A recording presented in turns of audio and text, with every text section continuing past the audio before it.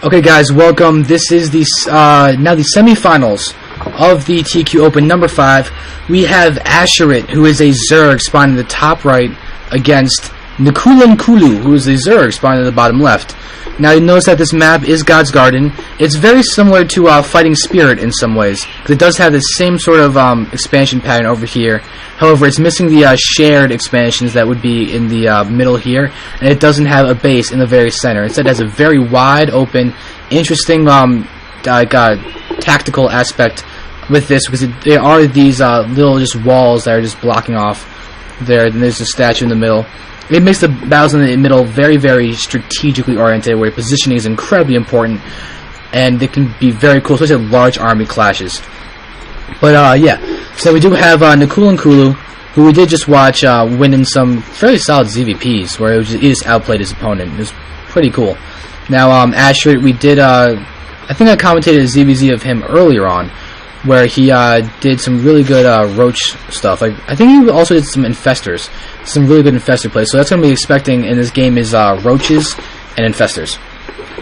Something to note though about the expansions though is that this back expansion has 6 mineral patches. So you got 6 mineral patches and then the normal 2 geysers, and there is a cliff as well that is very, very easily accessible. And look at the main, you'll see that there's just normal 8 mineral patches here, and look at this natural, there's also only 6 mineral patches. Because it's sort of like 2.5 bases, because this is so easily defended because it's completely in the back. And then you've got this one that is just your normal natural expansion that you defend normally. It's got a wide open front, which is good because then Zerg can get a wide concave with roaches and hydras. And you'll notice that there's not really any ramp for the natural, it's just sort of wide open area right into the center. And that's the way it goes for both sides, because this is all mirrored up and it's very even. So we do have the main base here, the enclosed natural with only 6 mineral patches over here, then the regular natural with only 6 mineral patches as well. And also, another thing about the mineral patches being unevenly numbered is the fact that it makes one basing stronger. It gives one basing a much more prevalent role, but it's combated by the fact that a natural expansion over here is essentially free. Just because of the fact that it's so... It can get attacked by air, and it can get attacked by drops, and it can get attacked by Reapers. And since there are no Reapers in a ZVZ, the Reapers are not a worry, and the tanks are not a worry, and the Thors are not a worry. But you will see that Ascheriit is just doing for a very normal economic build. You can see that, wow, somehow already NKULUNKULU is up in food. He's got an additional food point over him, and he's getting a Roach Warren. We do have, okay, look, here it is. Ascheriit is taking advantage of the fact that his natural back here is so easy to defend. They're going to go for it almost instantaneously. Well, as far as the ZVZ goes, that's basically instantaneous, unless you want to hatch first. We're going to have, oh, whoa, what? Okay, we have a little switch. They're going for the Banelings to the Roaches. So we're going to see how that plays out. We do have Zerglings here. 4 Zerglings are pushing in. They're going to be able to defeat 2 Zerglings, but the Queen is in play. So the Queen's going to help defend this a lot more easily. But these Zerglings could just, they're going to run by. Oh, they're going to get see the Expos going up. Know what's going to go on. They're actually going to attack it. Yep, they're going to attack it.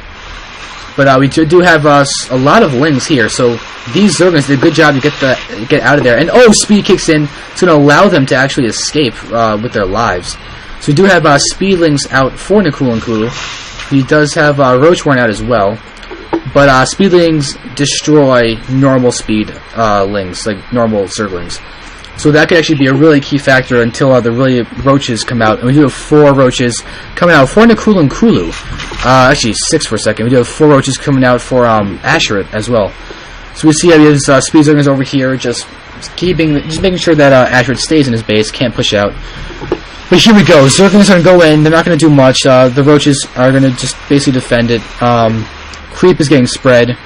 Roach Warren is just doing its stuff. Only 2 Zerglings mining here. We do have 2 more drones. 2 Zerglings. I said 2 Zerglings mining. I'm sorry. 2 drones are mining. And you'll notice that this base just looks pitiful. Like 6 mineral patches versus 8. It's just so different. But yeah, we'll see how this continues to develop.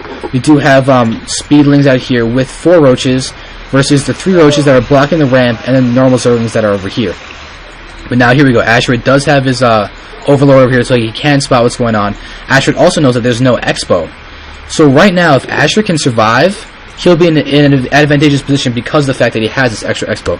You can see in the income, he's got... Oh, he also has a lot more drones than NKULUNKULU. NKULUNKULU only has 15 versus the 20 that Ascheriit has. And since Ascheriit has 20 on 2 bases, he's going to be able to do a lot. However, look at these forces. This roach count is definitely in favor of NKULUNKULU.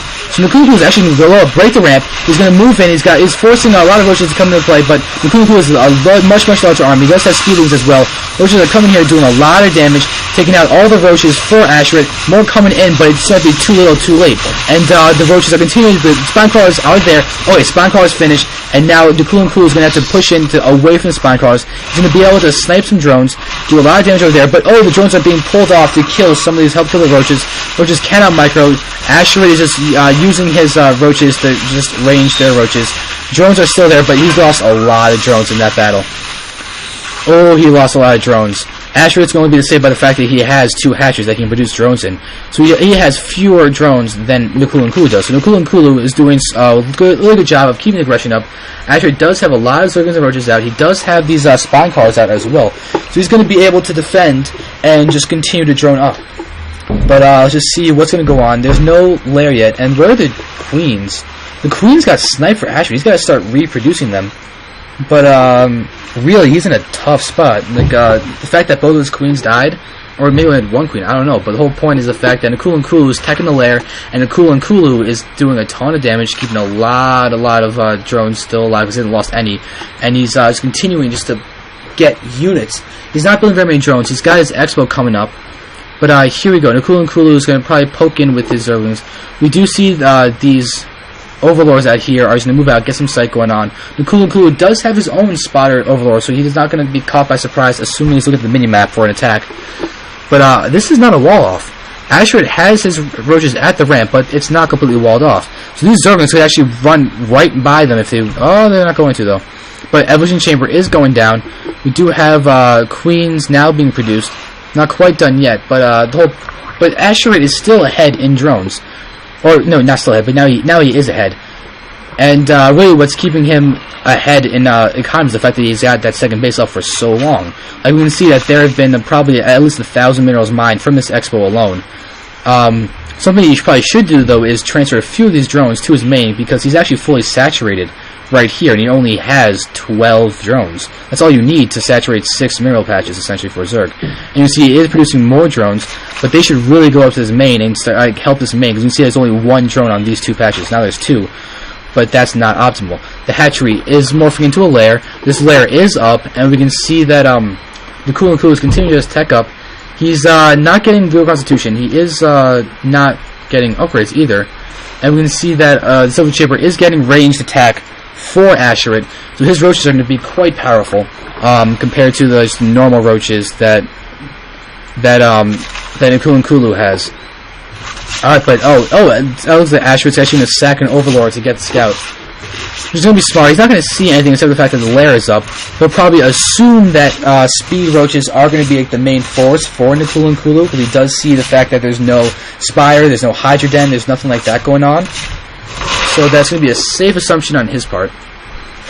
And, okay, here we go. Ascheriit's continuing to just mine up. He's got all of these extractors mining. His lair is up. It doesn't seem that he's getting lair tech immediately. NKULUNKULU is using his overseer to get his scouting done. But now we'll see that overseer's actually taking a lot of hits. But still, no lair tech's actually being used. Okay, there we go. Finally, Blue Constitution for both players is going down. So that's what the lair tech's actually going to be used for. So it could be Roach on Roach. I'm kind of hoping an Infestation Pit's actually going to go down, because that would definitely help. But, oh, look at this third going down for NKULUNKULU. NKULUNKULU is really playing for the macro game. And, oh, look, there it is. Another expansion going down for Ascheriit as well. So similar timings for their third, though NKULUNKULU's was slightly sooner. But here we go. Ascheriit is about to have +1 weapons for his roaches. There it is, +1 weapons. And let's just see how this goes. We got some Zerglings out in the front, moving around, making sure the scouts actually stays. This creep is getting spread for Ascheriit, so he'll be able to connect. He's got his bases connected. That'll go well. Roaches are here. We got continuing to macro up. Let's go to the income for a second. We can see that.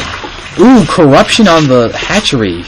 That is a good move, because the hatchery will not actually produce larvae when it's corrupted. So if you can actually get 2 or 3 overseers and constantly corrupt, or I mean, no, it's not corrupt, it's contaminate. If you can constantly contaminate hatcheries and stuff, the hatcheries will not produce more larvae. It stops that completely. So now we can see that, yeah, so that's actually a really good way to hamper the economy of your opponent as well, because you can just simply prevent them from being able to build any things out of larvae.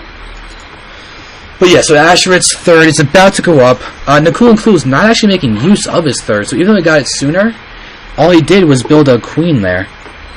And that's it. He's not even money here. Ooh, pushing from Ascheriit. So Ascheriit is pushing in. Oh, Roach just sacrifices itself, but there we go. A lot of damage being done by these guys. They're doing it. Oh god, NKULUNKULU is losing Roaches fast. Ascheriit is just taking down Roaches quickly, and now he's got free reign to start wailing on his hatchery. Oh, the Roach that just popped out, oh, that could have been sniped before he hit his ride point. And NKULUNKULU says go for steps, GG.